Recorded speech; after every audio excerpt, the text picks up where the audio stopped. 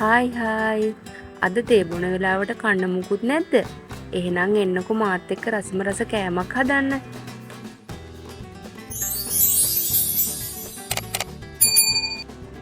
ඉතින් ඔන්න මමත් අද තමයි ඉස්සෙල්ලාම ඔයාලත් එක්ක රෝල් කේක් හදන්නේ.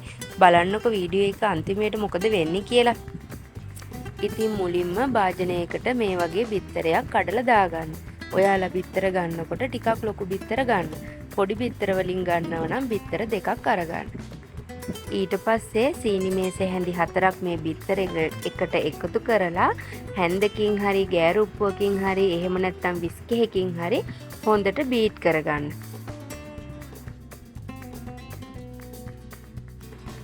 සීනි ටික හොඳට දිය වෙලා බිත්තර එකේ පාට වෙනස් වෙලා පෙනෙනකම් මේ විදියට හොඳට බීට් කරගන්න.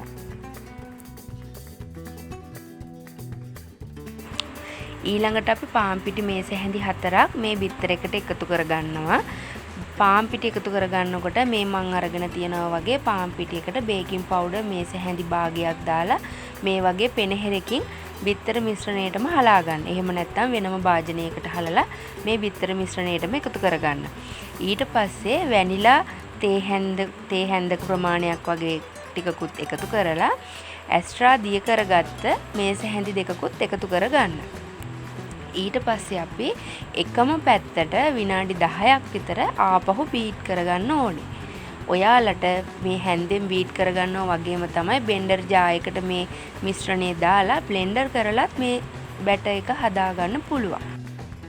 ඉතින් අපි අද මේක ලිපේ හදන නිසා තැටියකට තෙල් ටිකක් ගාලා ඊට උඩින් ඔයිල් පේපර් එකක් තියලා ඒකටත් තෙල් ටිකක් ගාලා මේ බැටර් එක තුනියට දාගන්න ඕනේ. බැටර් එක ඝන කරන්න එපා. එතකොට අපි අන්තිමේට මේක නමා ගන්නකොට කේක් එක කැඩෙන්න බලනවා. ඉතින් ඊට පස්සේ අපි විනාඩි 3ක් 4ක් විතර පියනකින් වහලා මේක ලිපේ තියාගන්න ඕනේ. ඉතින් මගේ කේක් එක මෙන්න මෙතන මේ කේක් එක අනිත් පැත්ත හරව ගන්න ඕනේනේ. ඉතින් එතකොට මෙන්න මේ හැන්ද වැදිලා මෙතන චුට්ටක් ඩැමේජ් වුණා. ඉතින් ඊට පස්සේ මම පිහියෙන් තමයි අනිත් පැත්ත හරව ගත්තේ. ඔයාලා මේක හරිම අමාරුයි අනිත් පැත්ත හරව ගන්න. ඔයාලා අනිත් පැත්ත හරව ගන්නකොට අත පුච්ච ගන්න නැතුව පරිස්සමට හරව ගන්න. ඉතින් ඔය පේනවනේ මගේ එක තැටියට හරියට වැටුනේත් නැහැ. ඉතින් මේ වෙනකොට අපි ලිප නිමලා තමයි ඒ ලිපේ රස්නෙට තමයි මේ කේක් එකේ අනිත් පැත්ත පුච්ච ගන්න ඕනේ. ඉතින් ඒ එක්කම ටක් ගාලා අපි ඔයිල් පේපර් එකක් ලෑස්ති කරලා මේ කේක් එක උණුවෙන්ම ඔයිල් පේපර් එකට දාලා දැන් අපි හිමීට මේක නමා ගන්න ඕනේ. මේ මන් නමනවා වගේ. ඉතින් මේක මේ වෙලාවේදී හදිස්සියේ හරි කැඩෙන්න බැලුවොතින් හරි paludu වෙලා තිබ්බොතින් හරි ඔයාලා බය වෙන්න එපා. මොකද අපි මේක අයිසිං කරගන්නවා. ඉතින් ওই විදියට නමලා අපි විනාඩි 10ක් විතර ෆ්‍රිජ් එකේ දාලා තියන්න ඕනේ. මොකද දැන් මේ රස්නේ පිට අයිසිං කරන්න බෑ. එතකොට කේක් එකේ රස්නෙට අයිසිං එක දිය වෙනවා. අපි ඉතින් එතකන් අපේ බටර් අයිසිං එක හදාගමු.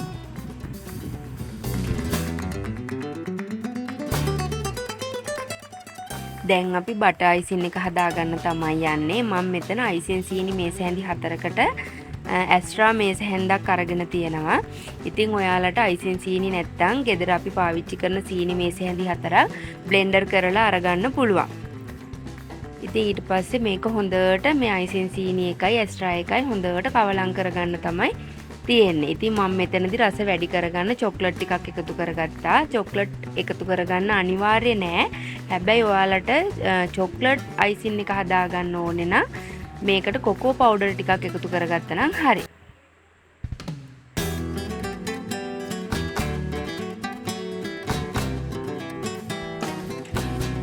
ඉතින් මේ කේක් එක මැද පුරව ගන්නනේ අපි මේ අයිසින් එක දාන්නේ. ඉතින් මේ අයිසින්ම දාන්න ඕනේ කියලා එකක් නැහැ. ඔයාලට ජෑම් පාවිච්චි කරන්න පුළුවන්. එහෙම නැත්නම් අපි මේ කන සාමාන්‍ය චොක්ලට් තියෙන එකක් ඩබල් බොයිල් කරලා ගන්නත් පුළුවන්. අපි කැමති දෙයක් මේකට මැදට එකතු කරගන්න පුළුවන්. ඉතින් දැන් ඔන්න අර විනාඩි 10කට පස්සේ මේ ෆ්‍රිජ් එකෙන් ගත්ත මගේ කේක් එක. ඉතින් මම මේකට අපි හදාගත්ත අයිසින් එක දාගන්නවා. වැඩිපුර ටිකක් දාගන්න හැම තැනටම යන විදිහට හොඳට කේක් එක වැහෙන්න මේව කරගන්න. ඊට පස්සේ අපි ආපහු මේක ආයෙත් අර විදිහටම රෝල් කරලා පැය භාගයක් විතර ෆ්‍රිජ් එකේ දාලා තියන්න ඕනේ. මමත් ඉතින් හරිම බයෙන් තමයි මේක හැදුවේ යාළුවනේ. මොකද මගේත් පළවෙනි පාරනේ. මොනවා වෙයිද කියලා මමත් හරිම බයෙන් තමයි හිටියේ. හැබැයි ඉතින් අවසානයේ දැක්කම නම් මට මාරම සතුටක් ආවා.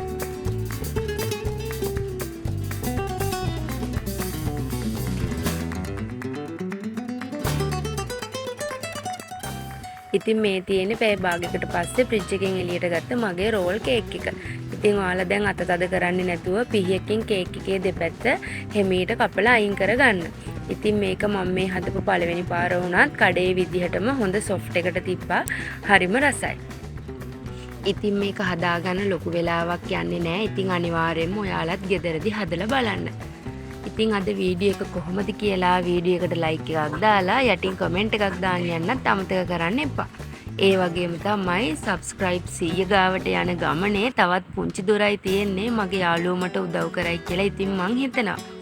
ඉතින් channel එක subscribe කරන් යන්න කියලා ආදරයෙන් ඉල්ලනවා. ඉතින් මේ වගේ ලස්සන වීඩියෝ තවත් ඉස්සරහට අරගෙන එනකම් මගේ යාළුවෝ ටික පරිස්සමෙන් ඉන්න.